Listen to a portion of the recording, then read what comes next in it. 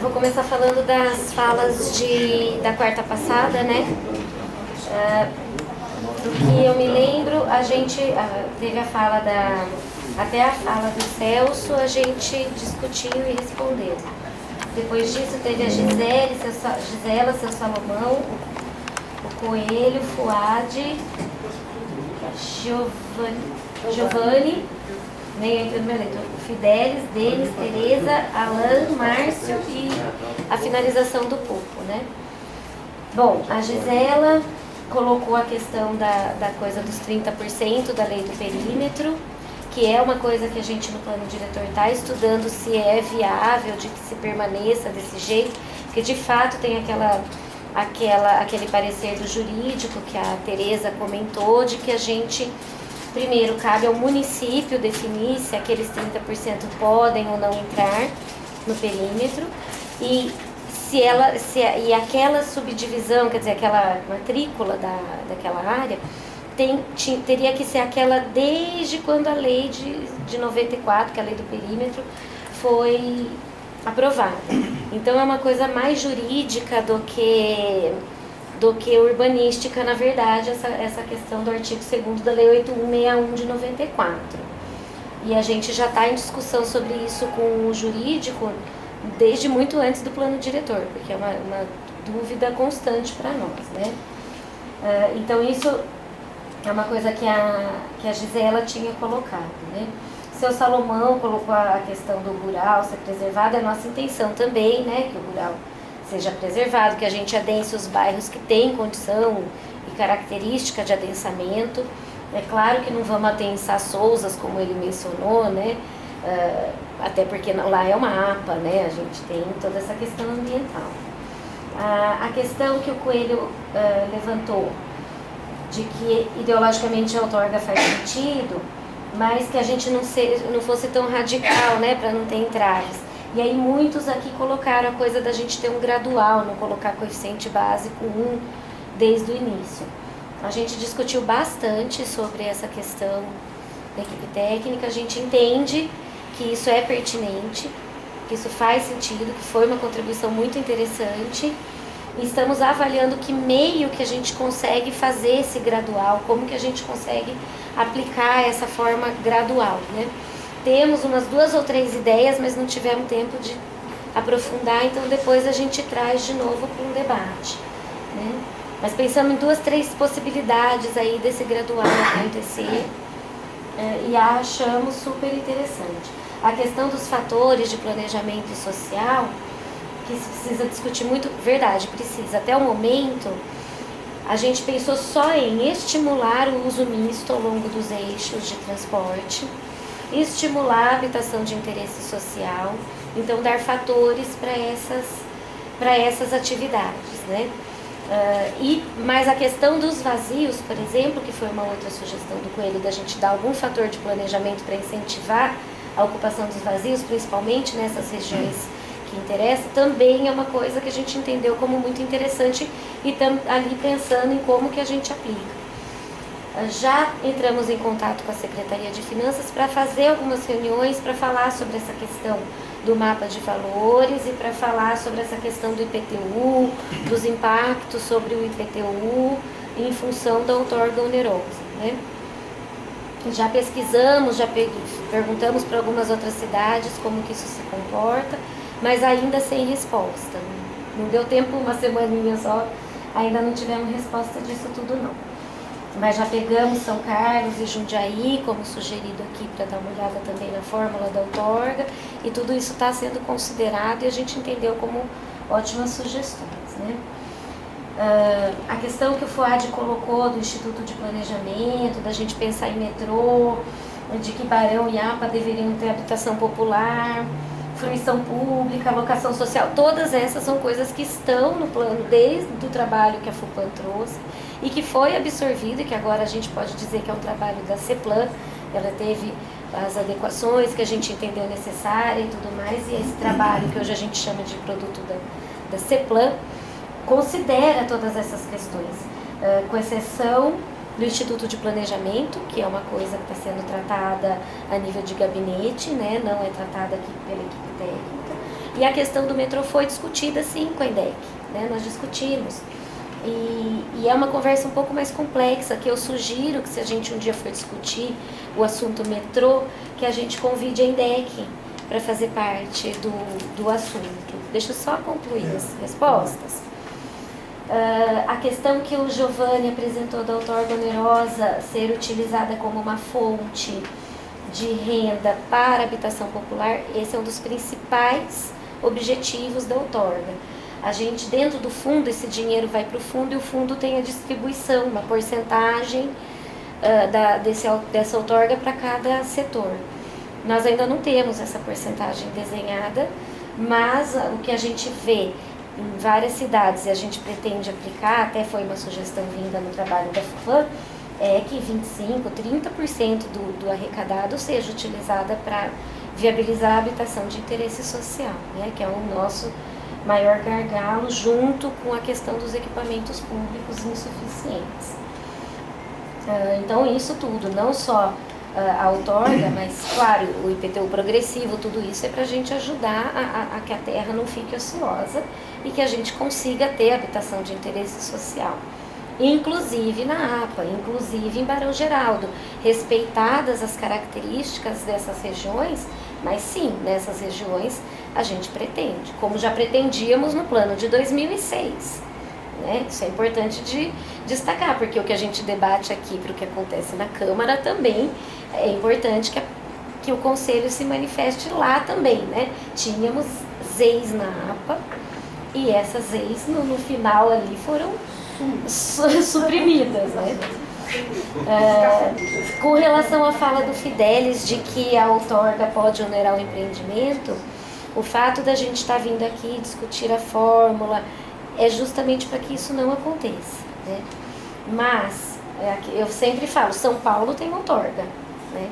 São Paulo, que é uma cidade muito mais adensada, a especulação imobiliária lá é muito mais, no melhor sentido da palavra da especulação, mas é muito mais ativa do que aqui. A gente tem em cidades menores, cidades maiores, nós temos em cidades do mesmo porte de Campinas, e Campinas não consegue trazer esse que seria um instrumento de planejamento muito importante.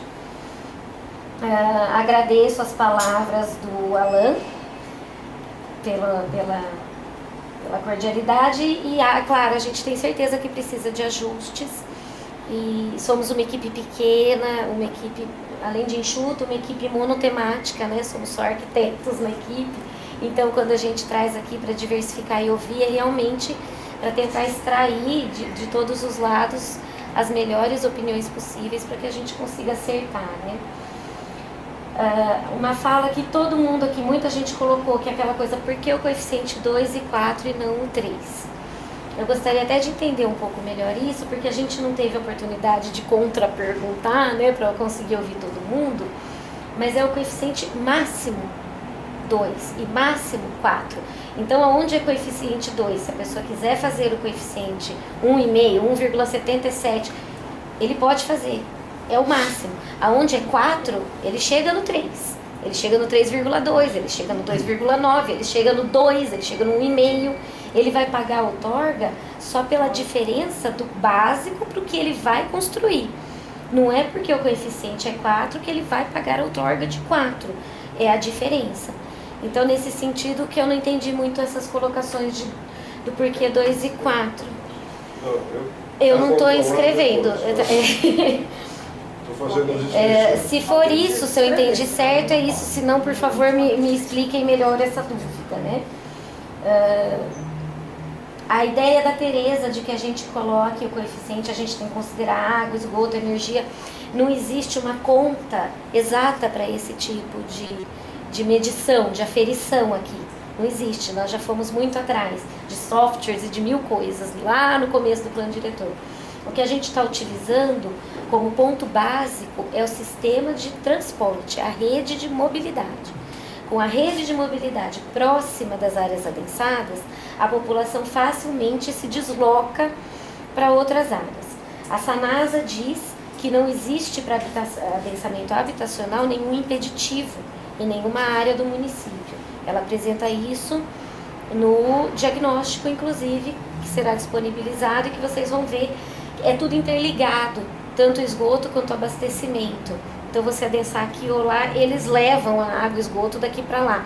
Isso é explicado pelos técnicos da Sanasa.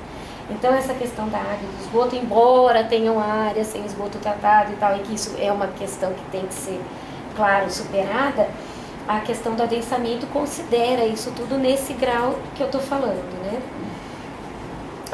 E com relação à ideia do Márcio da gente estender para o ano que vem, eu considero uma ideia a ser dialogada com as instâncias superiores, né? A gente, como equipe técnica, a gente está correndo atrás, literalmente, de um prazo que nos foi dado.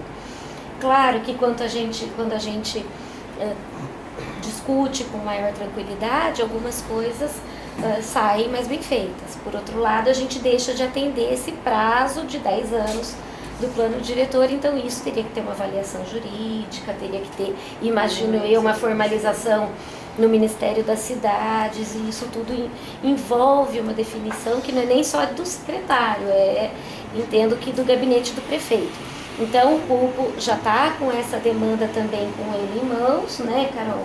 Para conversar com o prefeito sobre esse assunto, né? Uma vez que a eleição foi concluída, todo esse cronograma tem que ser novamente debatido com o gabinete do prefeito. Tá? Uma coisa que eu não falei pelo adiantado da hora na reunião passada, a hora que ficar concluído, vamos dizer assim, o caderno de subsídios, né, que é o embasamento da lei, e a lei ela é construída a várias mãos, né, principalmente o jurídico, nesse momento ele entra em cena e quase que domina o processo. Então isso tem que ter um acompanhamento muito grande, o que garante a execução do plano, porque o caderno de subsídio é assim, a lei é 3, 4 folhas, né? Então fazer caber isso dentro da lei é extremamente complicado. Então, de alguma forma, deixar pensado o caderno de subsídio na lei. Né? Você já tinha sugerido isso para a gente numa reunião do CMDU, que eu vim aqui apresentar os primeiros passos das propostas, que a gente apresentou o conceito DOT, as macrozonas APs e UTBs, né? Apresentamos algumas diretrizes ambientais. Isso foi, se não me engano, em agosto, acho que foi em agosto ou julho, né? Não tenho de cabeça a data. Mas a gente já até discutiu com o jurídico essa possibilidade. E para que a gente seja mais ágil do que no plano de 2006, porque o plano de 2006, o que a gente fez? A gente fez diretrizes e diagnóstico por tema, mas misturado ali o que é diagnóstico, o que é diretriz, ficava um pouco difícil de se extrair para a lei. O caderno atual, vocês vão ver assim que a gente já tiver um boneco apresentável, porque ele ainda não... Nós temos um boneco, mas não sei se ele já é apresentável. Acho que ainda não, né? Olha, a gente conclui as palavrinhas. As palavrinhas. Mas ele já tem um ordenamento de que temos, como nos planos locais de gestão, o diagnóstico como uma primeira parte, as diretrizes como uma segunda parte. Então, facilita que o jurídico já pegue a segunda parte para elaborar a lei. E até a sequência a gente já faz semelhante a um projeto de lei. Porque realmente foi uma extração quase que a fórceps, né, em 2006. E eu lembro que ficaram aqui, o senhor como secretário e todo o jurídico e uma equipe de assessoria direta tentando fazer aquele projeto de lei que demorou, se não me engano, mais de um mês para fazer, e ficou realmente muito bom, mas deu trabalho, né? Então, para que a gente já adiante esse processo, com os planos locais, a gente já fez essa experiência, deu certo, o tempo de discussão da questão legal diminui, porque durante o processo de elaboração do caderno, a gente já tem levado para o jurídico algumas dúvidas, né?